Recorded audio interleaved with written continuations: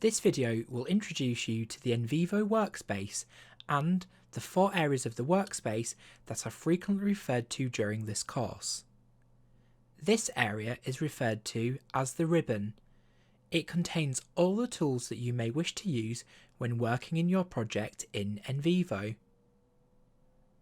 This area is referred to as the navigation view. It contains all of your folders. These folders will contain your imported data files and all coding from your files. When you click on a folder in Navigation View, the content is displayed on the right in List View. And when you open a file in List View, it's displayed on the right in Detail View.